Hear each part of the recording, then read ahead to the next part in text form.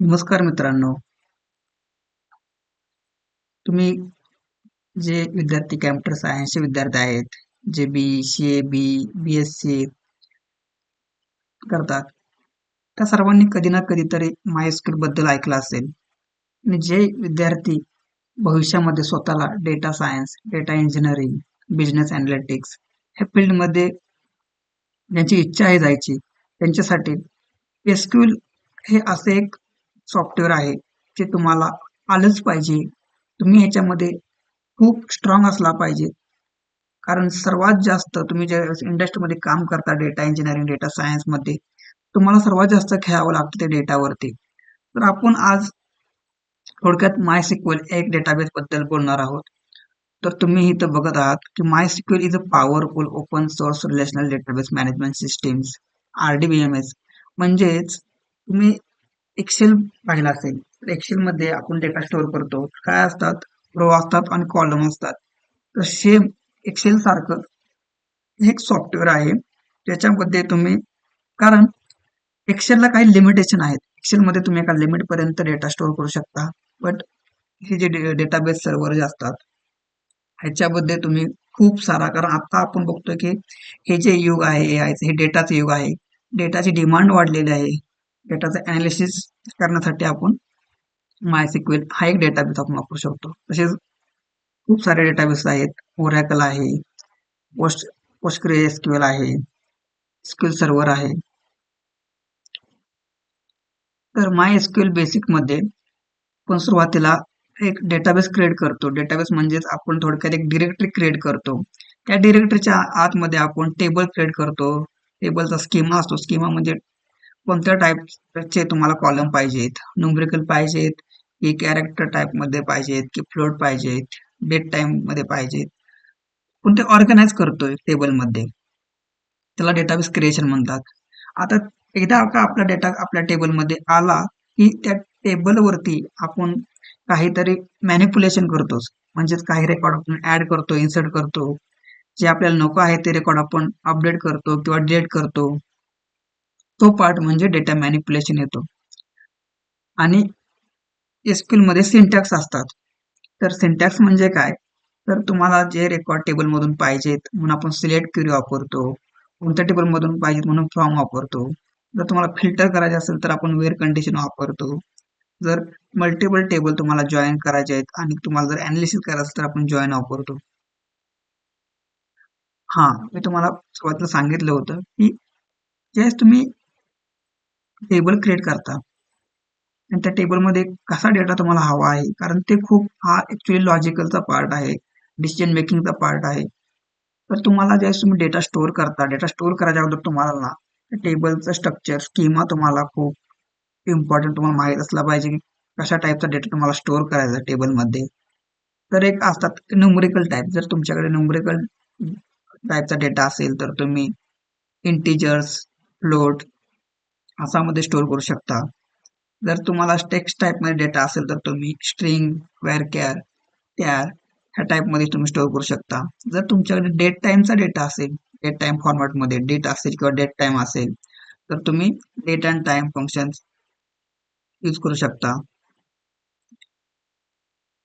हा, ज्यावेळेस तुम्ही तुमचा डेटाबेस क्रिएट झाला, तुमचा टेबल क्रिएट झाला, आता तुम्हाला ऍक्च्युली त्याच्यावरती अनालिसिसचं काम करायचं आहे, तुम्हाला त्याच्यावरती ऍक्च्युली खेळायचं आहे. तर काही कमांड असतात बघा. पहिली जी आहे डीडीएल स्टेटमेंट स्टेटमेंट असतात. तर डीडीएल स्टेटमेंट म्हणजे काय? Data definition language. म्हणजे तुम्ही डिफाईन करताय की काय, तुम्ही क्रिएट टेबल करताय, क्रिएट डेटाबेस करताय, अल्टर करताय. जर तुम्हाला नको असेल डेटाबेस टेबल तर तुम्ही ड्रॉप करताय. तो पार्ट म्हणजे हा डीडीएल मध्ये येतो. बऱ्याच वेळा एंट्री मध्ये विचारले जातात की how many statements in the MySQL. तर तुम्हाला ते माहित पाहिजेत की डीडीएल आहे, डीएमएल आहे, डीक्यूएल आहे. डीएमएल म्हणजे काय? Data manipulation part. Data manipulation मध्ये तुम्ही टेबल आणि डेटाबेसला तुम्ही काय करत नाही, तुम्ही फक्त रेकॉर्ड वरती खेळताय. म्हणजे इन्सर्ट करताय काय रेकॉर्ड, अपडेट करताय काय रेकॉर्ड, तुम्ही डिलीट करताय. तो इंटरॅक्शनचा पार्ट आहे डेटा सोबत, तो म्हणजे डीएमएल. डीक्यूएल म्हणजे काय आहे?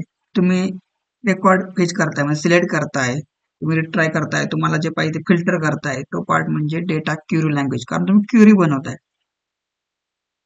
आता ह्याच्यामध्ये ऑपरेटर्स आहेत आणि काही फंक्शन्स आहेत.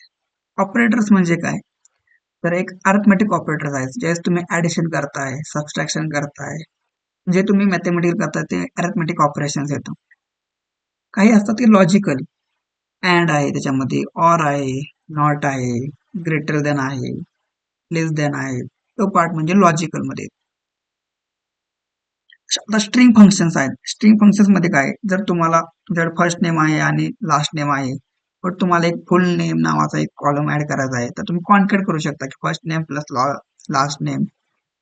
समजा तुम्हाला त्याच्यामधून काही स्पेसिफिक पार्ट पाहिजे असेल, एक 3-4 कॅरेक्टर पाहिजे ते मोठ्या नावामधून, तर तुम्ही सबस्ट्रिंग करू शकता. जर तुम्हाला रिप्लेस करायचं असेल तर तुम्ही रिप्लेस फंक्शन वापरू शकता. आता आहेत ऍग्रिगेशन फंक्शन्स.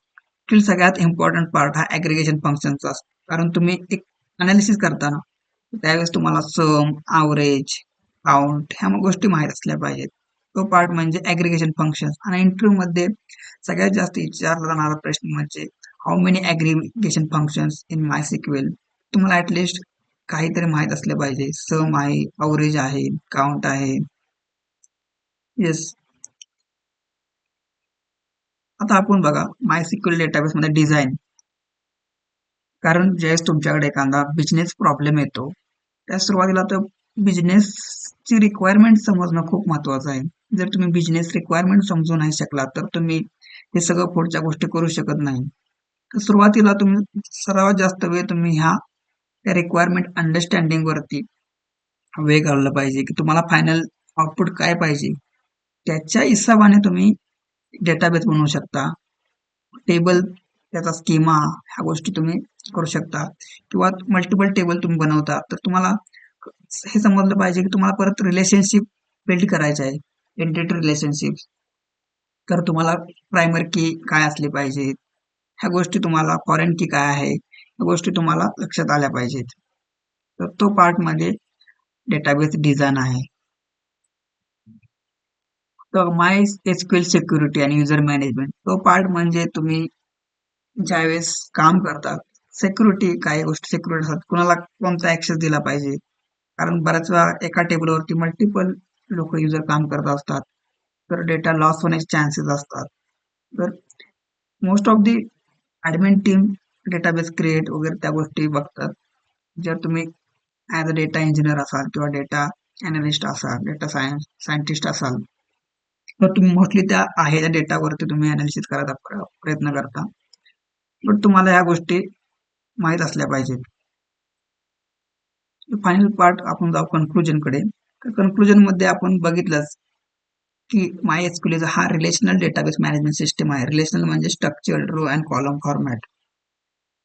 आपण पुढच्या लेक्चरमध्ये मराठी मुलांना ऍक्च्युली MySQL एकदम सोप्या भाषेत समजावं, ह्या उद्देशानेच मी हे व्हिडिओ मराठीमध्ये बोलण्याचा प्रयत्न करतोय. कृपया तुम्ही माझ्या चॅनलला सबस्क्राईब करा. जर तुम्हाला शंका असतील तर तुम्ही कमेंट बॉक्समध्ये नक्की विचारा. मी तुम्हाला नक्की त्याचं सोल्युशन लवकरात लवकर प्रोव्हाइड करण्याचा प्रयत्न करू.